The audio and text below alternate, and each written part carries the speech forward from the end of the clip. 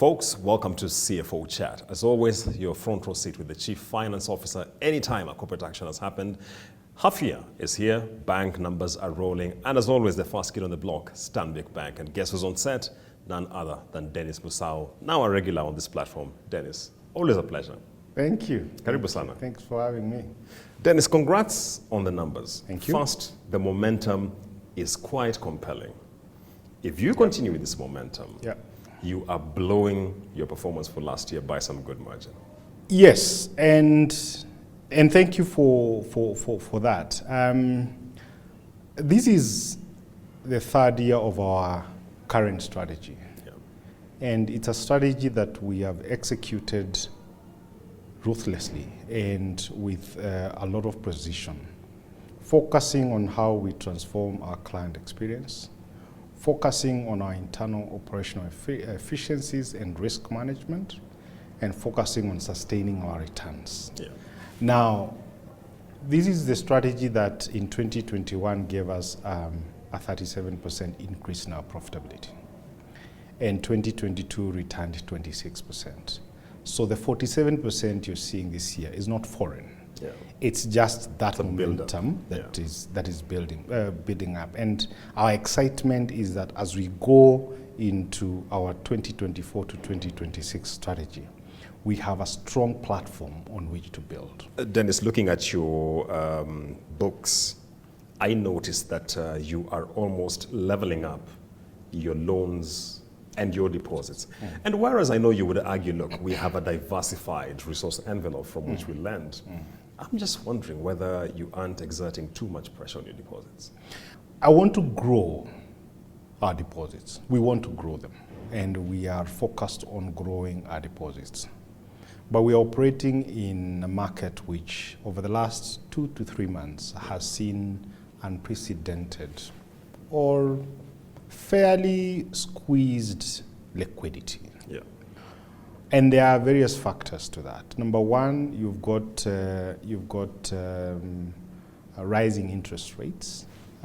What happens with rising interest rates, beyond a lot of things that happen, is a chase for yield. So we've seen some of our customers, especially in the corporate area, chasing for yield and looking for opportunities elsewhere, and that's fine. We support that. We'd like them to succeed as we succeed. And then the second one, which is year defining, is that for a long time, oil in this market was bought in FCY. Now, with the current arrangement, there's more demand for Kenya shillings. And because of that, then we've seen, and because of the way it's arranged, that money is going to sit somewhere in an escrow account. So we've seen some of these customers withdraw. So those customers are doing three things. Number one, they're withdrawing the KES liquidity to show up that. Number two, they are drawing up on their funding lines. And therefore, the loan asset pipeline is growing. And number three, some of them are switching their FCY facilities to KES. And of course, with the current exchange rate, that value is higher. So because of that, we've seen a little bit more stress that we would like. When we last spoke, I told you our sweet spot for this is about 80 to 90%. Correct. We've now gone above 90%, and we would like to get it back. It's not a concern for now. We have strategies to deal with it. And in fact, as we speak now in August, we've started to see better outcomes out of that ratio. Speaking about the oil sector and the reconfiguration we've seen in this market ever since March, I was looking at your line in terms of letters of credit. I thought I would have seen a lot more uptick on that side based on that, but I didn't seem to see it. It's still in the works for us. We haven't yet issued instruments for that. There's some tidying up we're doing on the documentation. We think this is going to be a long-term play, and therefore it's something that we'd like to ensure that we cross the T's and dot the I's in the paperwork. But we are there. We've gotten most of our experts involved in how we structure this and are able to see it through the first 6 months, because I think there's a lot of excitement about the first 6 months. Yeah. We see this as significant shift in how business is done in that sector. And because we are a significant player, we would like to participate in a sustainable way. So we've been slower off the blocks, but we're going to come, we're going to be participating in that space and looking forward to seeing that soon. So probably the next time you see a set of numbers, you could see a shift there. And still going back to the issue of loans and deposits. Yeah. I was looking at the numbers and I thought, we've always known Stanbic Bank to be a corporate outlet. It increasingly looks like it is also catching on with the retail rush that we see in this market. Would it be a fair characterization to say you are really re-angling the bank? Our balance sheet is 60 to 65% corporate. We would like to grow a holistic financial services organization that includes as many players and as many customers in the market, but grow responsibly. So currently we're still largely corporate. We are growing into the SME sector. It is a personal excitement to see what we are doing in the SME sector. Yeah. Drawing 22 billion in the first half of the year in that sector is for us very, very exciting. And we are continuing to do much more in that SME sector, in the corporate sector, than we've done before. So are we re-angling? We are following the growth vectors of the market.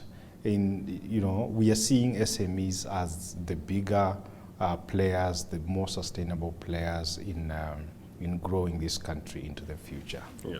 And then, of course, we've always been a very strong private and executive bank.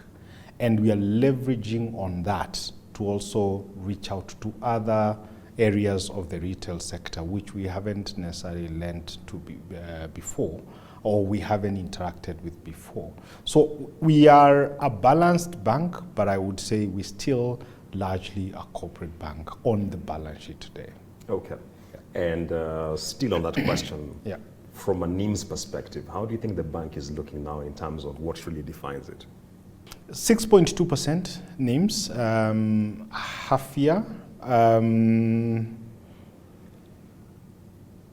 Our best performing business being the SME business, which is the business and commercial kind of segment, and for good reasons. Those customers are really concerned, and their real demand is mostly about how fast you can get the facility and how quickly they can get the facility. And because they're doing good business, we are able to facilitate with them at a good price. Our corporate business also doing very well, although customers there tend to be on both sides of the curve. The assets and the liabilities tend to be price sensitive.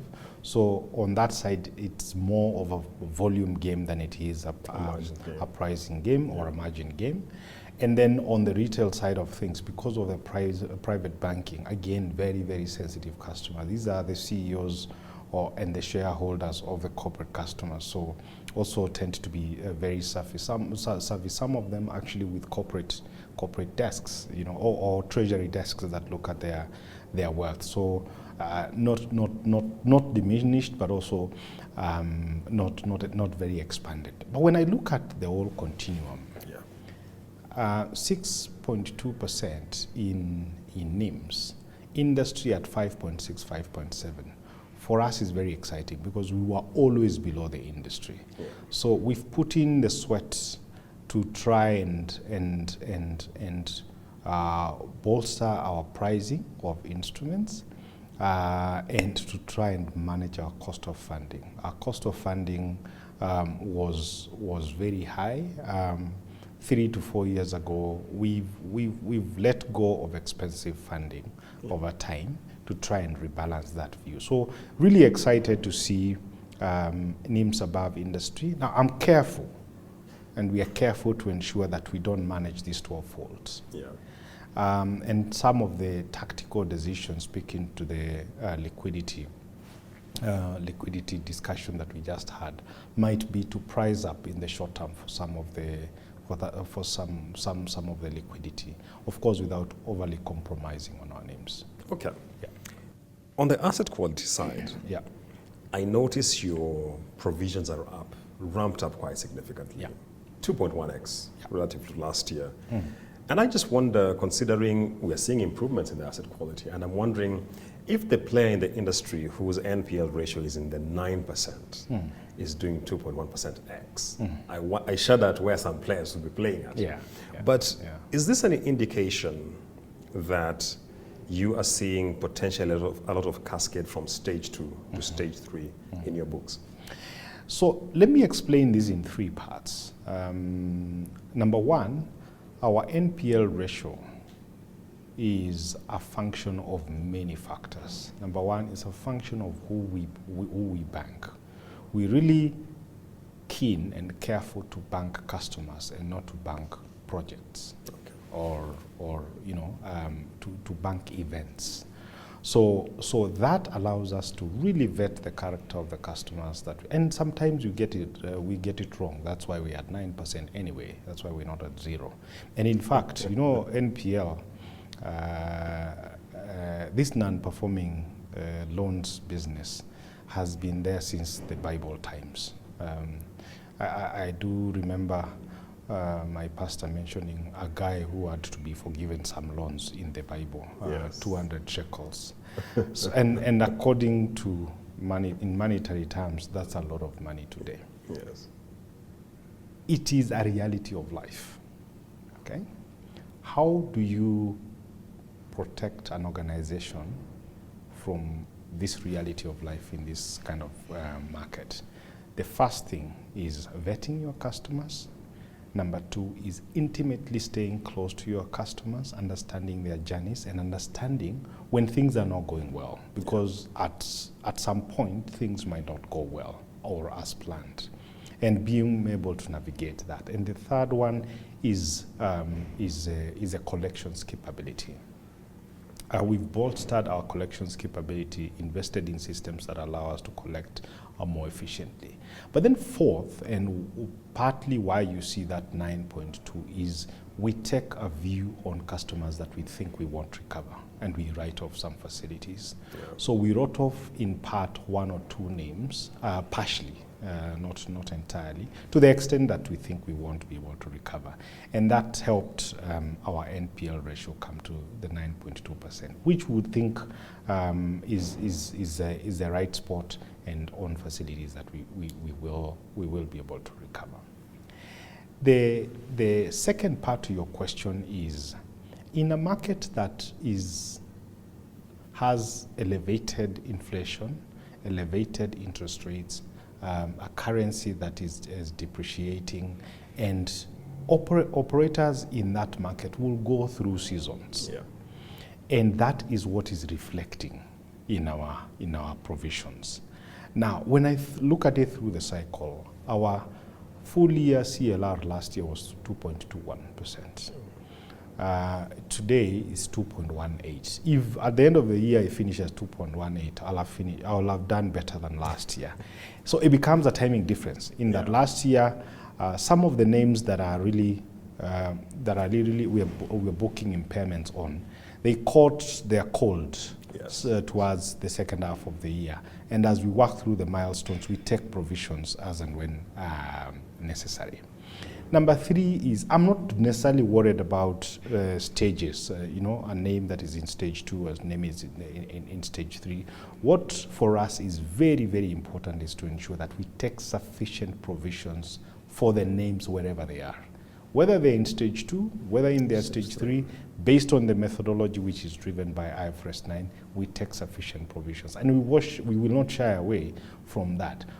And what else is important, and I have got some news in July that I can't share, is that some of the names we've written off before, we've continued to work through, and we are recovering, even in this environment. So it is that balance. We take the provisions when it's necessary and go through the recovery.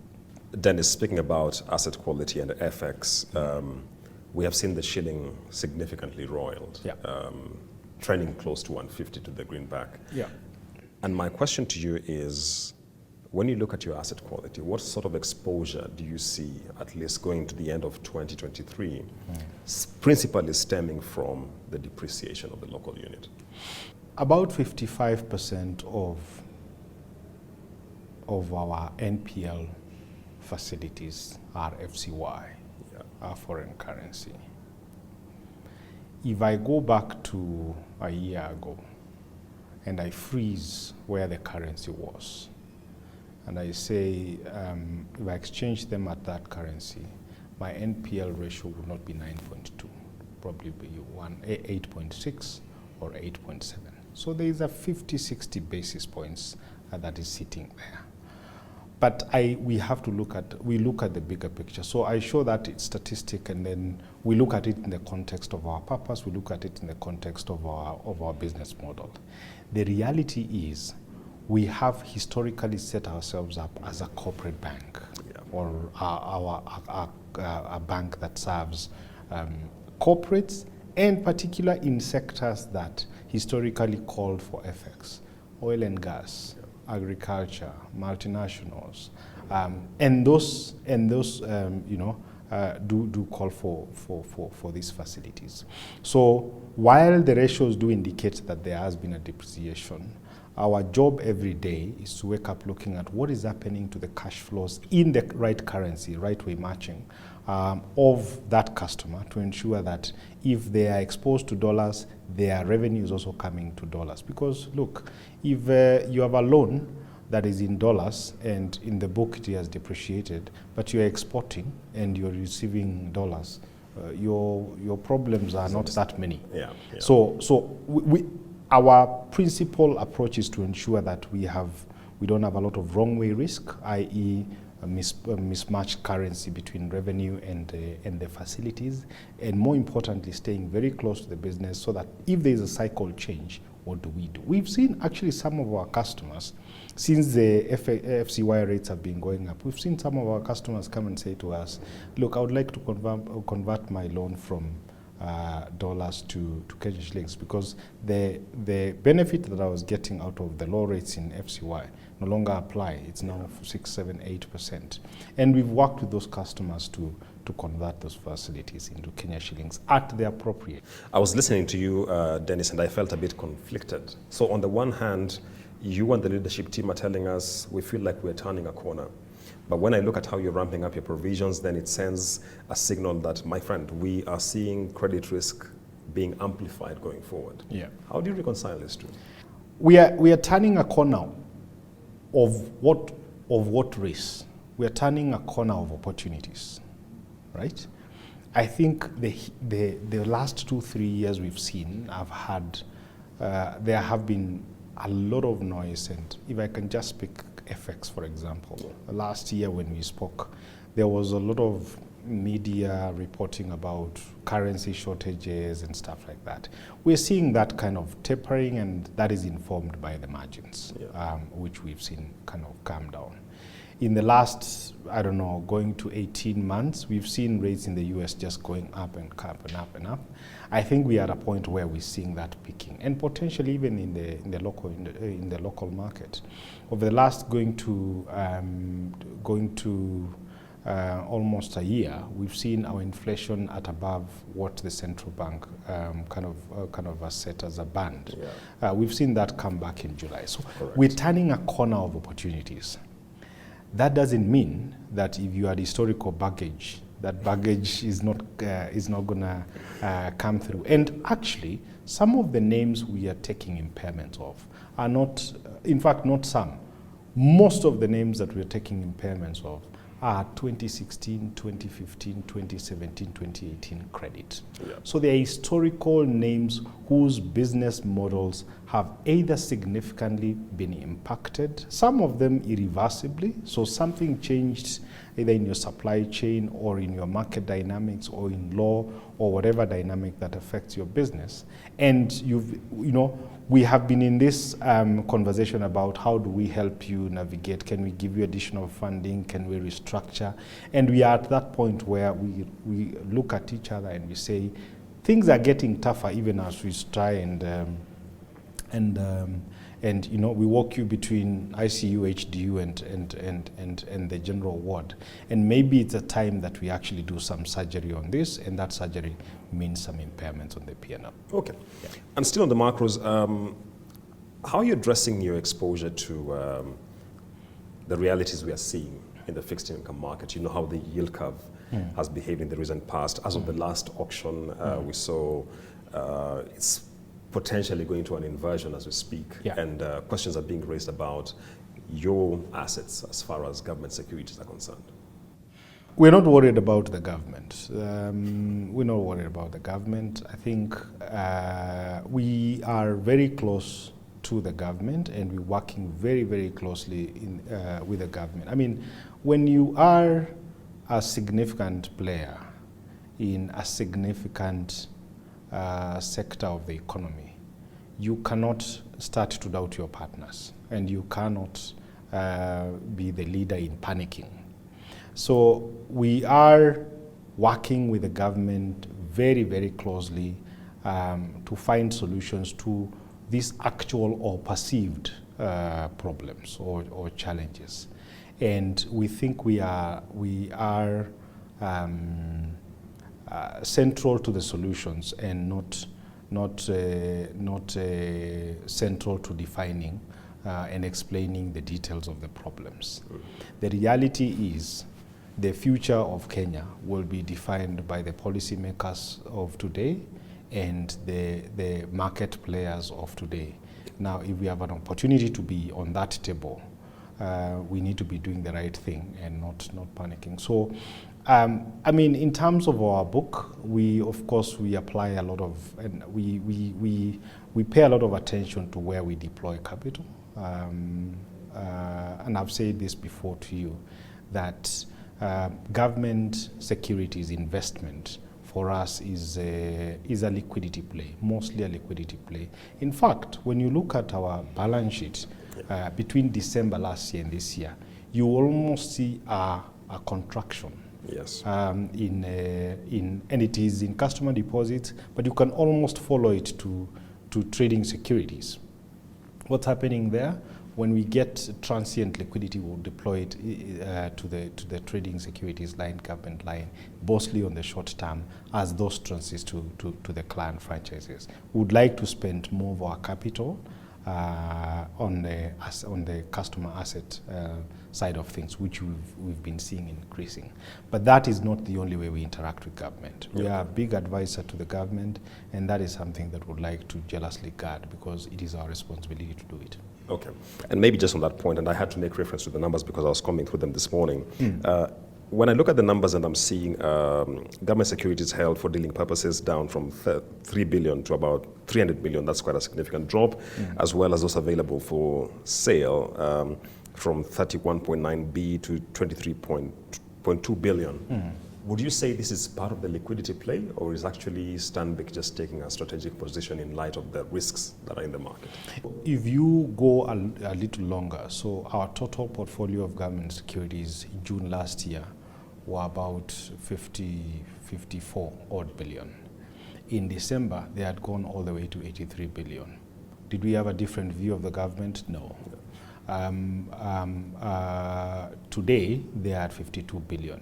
Now, if you pierce through the various classifications at IFRS 9, you will see the most affected is the trading securities, which is exactly what I'm saying. Yeah. When we get these transient instruments, we place them there as a liquidity play, and then when the customer franchises, which is what we'd like to see growing. Now, if I paint a picture of the customer franchises and why we are, that it is an exciting story, 185 billion in December 2021. 217 billion in June 2022, 235 billion in December 2022, 244 billion in June 2026. So despite the play between deposits and government securities and all that, the line that really matters, which is where we are funding SMEs, we are funding projects, we are funding corporates, we are funding individuals, that is the line we're tracking and continues to grow steadily. And you did mention in the briefing that the proportion of your book, which is now on risk-based terms, Yeah. is about 63%. 68 for retail. 68 for retail. To what extent or over what horizon do you think now you'll have this fleshed out to 100%? And I'm asking that with full recognition that even in the environment where we were under rate caps, there was still a bit of risk being priced into lending. So all our book is on risk-based pricing. Okay. Everything is risk-based. We look at you as a customer, we agree a price based on time value of money and credit risk, which is what interest rate is all about. But there is what has been, negotiated and agreed and approved by the regulator, and that is what we are referring to. The rest of the book is on an internal model, which is actually also market linked and reflects risk. Do we see a 100% to 0%? It's unlikely to get there. Why? There are some of our customers, especially in the corporate arena, who have treasuries as deep as ours, and they would like to see their cost of funding tracking alongside maybe the T-bill. And the price that they will get out of that is actually much lower than what you would offer in RBP using risk-based pricing. So for those customers who will have one-on-one conversations, and then would be able to price them. The second part is we have a significant FCY book, which is not part of this. So we will not be able to see 100% of the entire book, but where applicable, we keep on pushing the envelope to ensure that all our customers are on a uniform pricing. We like the pricing that we are applying now because it's sensitive to certain aspects of the markets that matter, including cost of funds. But then two, which is very important, is it puts the power in the hands of the customer to determine their prices, as we discussed before. All right, let's get to the tail end of this. SBG numbers. Yeah. Looking quite good. My suspicion, I could be wrong, is this the Diageo transaction showing up?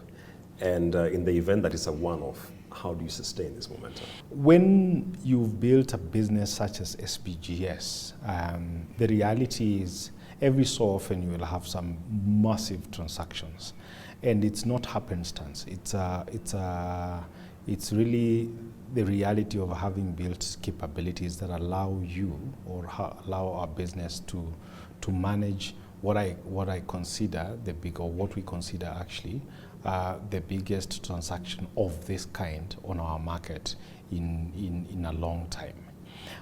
Our SPGS business is anchored on three broad perspectives. One is the day-to-day intermediation of facilitation of equities and bonds trading, and that's going well. Although the market, excluding that transaction, the market is really down, 32% year on year till June. So that business has continued to have some challenges, or that aspect of the business. But that is one business that we continue to gain market share, although of a smaller pie. But I'll always keep on reminding you that we're gaining market share. The second part is then this ability to manage big transactions. And this is not a one-off per se. Yeah. If you remember in Q1 last year when we spoke, we had just intermediated MTN in Uganda. And the year before we did another one. So it will not always be an elephant, but sometimes it can be a buffalo, sometimes a wildebeest, sometimes a fat antelope, but there's always an animal for the feast, and that is a capability that we would like to continue building. What we are realizing, and feedback we've received from the market, is to say, offer us more capabilities, and we are now building an investments vehicle in the form of an asset management business. So that's going to be coming up in a short while, and we are looking to build from there to increase our financial services offering, which is already expanded, but would like to expand it more, so that when you come to Stanbic, you really get everything that you you would like to get. Maybe if I digress a little bit and go back to the bank. We're coming to the market with an omnibus lending solution. We do realize that, our customers, we've seen customers default, and when we follow through, we realize these customers are not in the class that set out. Remember, I told you there are 3 types of customers in the NPL. There are those that end up there by accident because something happens to their business. There are some that go through a short-term winter that you navigate and then you get out of it. And then there are some that borrow with the intention of never paying. And those characters are there. Now, we realize there are a lot of customers who end up defaulting, not because of their intention, it's because they are not cited on all their credit bouquet. What we would like to do is avail to you on one platform your ability to lend. So that we say to you, Julian, you've got a mortgage facility up to 20 million. You have a card up to $500,000. You've got a car loan worth 5 million. And when you go and draw down the home loan, it reduces the other limits.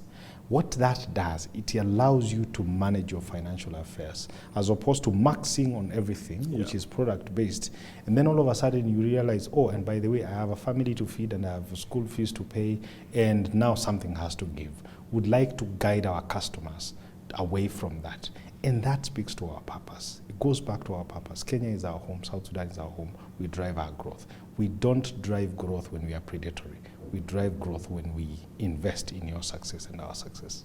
2 final questions. One is that the central bank has now rolled out the DowCSD. And essentially, it has been said, democratizing access to fixed income assets. Yeah. How do you view this? Because this is a space where players like yourselves have been in.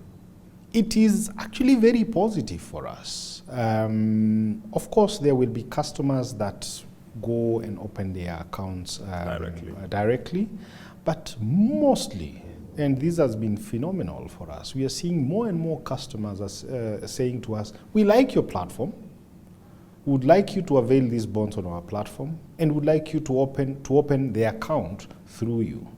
So this is actually going to be very, very positive for our customers and for our business, and we are already seeing that benefit. My only hope and prayer is that the mechanism holds, and because now you realize there's quite a bit of system integrations. You're moving money from the banks, you're putting it on the SBGS solution, and then it has to integrate to the clearer. That whole integration needs to work for a good client experience. And yes, again, if you pierce through our individual purposes and look at the bigger economy, you're democratizing this and becoming easier to invest for everyone, and would like a lot more people to invest. The president himself is popularly being quoted encouraging people to save and invest. Okay, final question. Yeah, I was pleasantly surprised by the dividend. Many of our conversations begin from the dividend. I said this one had to be the last one. Yes. I did expect it, but not just what I saw, and especially given the sort of abundance of caution we're now seeing coming from the industry. Just walk us through that decision. So our dividend increased 100%. Correct. That's why I was pleasantly surprised. We are very excited to be paying a dividend in this kind of market conditions. Even more exciting is that we have just paid in June the full year dividend for the year 2022. Yes. What is more exciting is that our share, our Stanbic Holdings share, has appreciated the most of of this industry since January this year. We couldn't be more happier for our shareholders. Why are we happy for our shareholders? Because these are capital owners, and capital owners have options of where to put their capital. And therefore, every opportunity we have to pay something back to them, we'll take that opportunity and then take the benefit of all the other benefits that I've spoken to. But We don't make a dividend decision. Dividend decision is not a political decision. A dividend decision is informed by balancing the needs for growth, balancing regulatory capital demands, and balancing shareholder return and expectations. And if you look at our capital, which I showed and is adjusted for dividend, it's it's 13.9 at core against 10.5. We feel 340 bips is sufficient for us to continue growing. For total, it's more than 17%. Against 14.5%. So we have sufficient buffers. And yes, payment of dividend helps with ROE. All right. Dennis Musau. Thank you. Thank you so much for your time. Asante. Always appreciate it. Thank you, sir.